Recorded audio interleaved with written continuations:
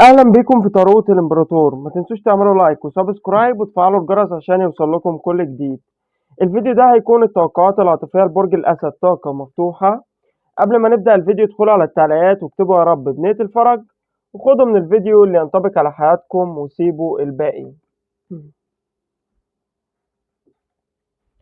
برج الاسد مبدئيا كده انا شايف ان كان في حاجات شاغلة تفكيركم او محيراكم، فانا شايف ان مفيش داعي اللي انتوا تتعبوا بشأن الافكار دي، لأن أنا شايف إن في فرص كتير ربنا هيوجدها في حياتكم، وفي حاجات كتير انتوا بتتمنوها هتحصلوا عليها وهتتحقق، ويمكن كمان ربنا هيعوضكم عن أي ألم أو أي تعب أو عن أي ناس يمكن خذلتكم قبل كده. فزي ما يكون الكروت هنا عايزة تقول لكم إن هيجي الوقت اللي انتوا هتكونوا فيه سعداء وهتكونوا كتير محظوظين، بس كل ما في الأمر واللي انتوا محتاجينه إن انتوا تنتظروا بإيمان وصبر وما ترهقوش نفسكم في التفكير. أنا شايف إن في حد كتير مشغول بيكم، في حد كتير منجذب ليكم، في حد بيحاول ان هو يعرف كل تفاصيل حياتكم وكل اخباركم، في حد زي ما يكون متلهف ان هو يعرف عنكم كل شيء. شايف ان في شخص يمكن بيحس ان هو طول الوقت ان هو عايز يراقبكم، بس مراقبة عن طريق الاهتمام. الشخص ده مهتم لامركم. في شخص عايز طول الوقت ان هو يتكلم معاكم، وطول الوقت ان هو يكون جنبكم وقريب منكم. في حد هنا بيحس بالراحة النفسية لما بيكون معاكم وجنبكم.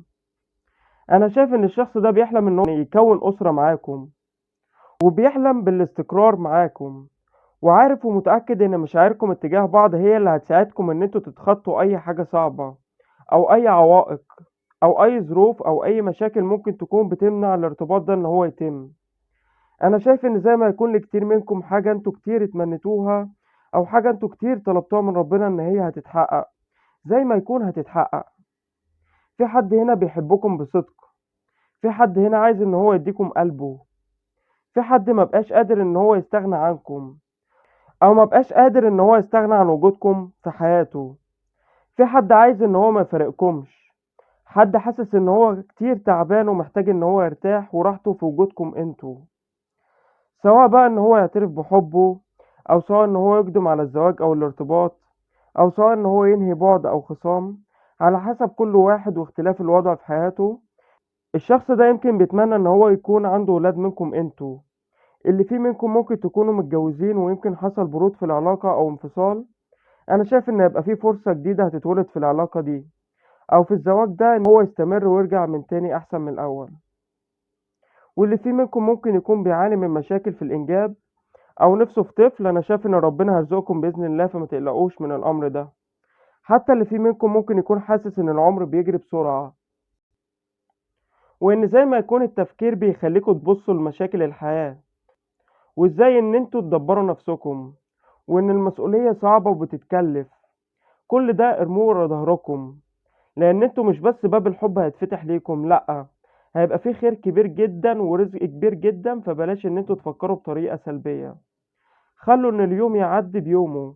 بلاش ان انتوا تشيلوا هم بكرة، لأن ربنا هو اللي بيدبر بكرة وهو اللي بيهتم ببكرة. فاكتفوا انتوا بس بالنهاردة، خططوا وابنوا مستقبل وطوروا من نفسكم، مفيش مشكلة. لكن ان انتوا تشيلوا الهم ده بيحبطكم وبيخلي معنوياتكم منخفضة، وبيخليكم مثلا بدل ما بتحصلوا على الامر في اسبوع ممكن تحصلوا عليه في اسبوعين وفي شهر. فاهتموا بنفسكم واهتموا بطاقتكم، وخلوا كل ثقتكم بربنا، وهتلاقوا كل حاجة جات لكم في وقتها المناسب اللي ربنا محدده ليها. انا شايف ان في فرحة كبيرة مكتوبة لكم، وفي سعادة في امر ما هيخليكم تطيروا من الفرح.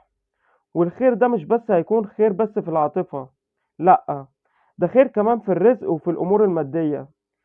فبلاش كتر التفكير وبلاش الحيرة، لأن زي ما يكون في معجزة وفي أبواب هتتفتح ليكم، وفي حب هيكون موجود في حياتكم، وفي حاجة هتنور حياتكم وهتغير نظرتكم للحياة، وهتولد الأمل من تاني جواكم. في حد هنا خلاص يمكن انتوا معاه في علاقة لفترة طويلة، أو بقالكم فترة والشخص ده مفيش اعتراف بالحب أو مش مقدم على الارتباط. أنا شايف إن الشخص ده زي ما يكون هنا هيعترف بحبه.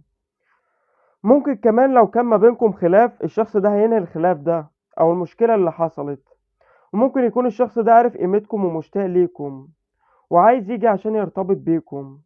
الشخص ده كتير بيراقبكم وملهوف عليكم، وطول الوقت حاسس إن هو مشغول بيكم، حتى لو كان في شغله أو خلافه بيحس إن هو برضه بيفكر فيكم. أو ممكن يكون كان في محادثات ما بينكم أو صور، والشخص ده بيقعد مع نفسه ويقرأ المحادثات دي ويبص في الصور ويفتكركم. ثقوا في مشاعركم وثقوا في إحساسكم، وثقوا إن ربنا هيعوضكم تعويض كبير جدا. اهتموا بنفسكم وبروحانياتكم، وقووا صلاتكم وعلاقتكم بربنا، واستخيروا وادعوا وسيبوا ربنا يختار الوقت المناسب ليكم، لأن أنا شايف إن قريب جدا ربنا هيعوضكم عوض كبير جدا، يمكن أكبر من اللي انتوا تمنيتوه أو حلمتوا بيه. بلاش تقيدوا نفسكم، وبلاش تحبسوا نفسكم، وبلاش إن انتوا ثقتكم في نفسكم تهتز. واعرفوا قيمة نفسكم كويس جدا. حاولوا إن انتوا تجددوا طاقتكم، وتخرجوا من دماغكم التفكير السلبي، وتوقفوا دماغكم شوية عن التفكير، وتستعيدوا طاقتكم وقوتكم من تاني. أنا شايف إن هيكون في استقرار حلو جدا خلال الفترة اللي جاية ليكم، وهيبقى في توازن والعلاقة هترجع أحسن من الأول كمان بإذن الله خلال الفترة اللي جاية. فاستبشروا خير، ولو عجبتكم القناة ما تنسوش إن انتوا تعملوا لايك للفيديو واشتراك في القناة.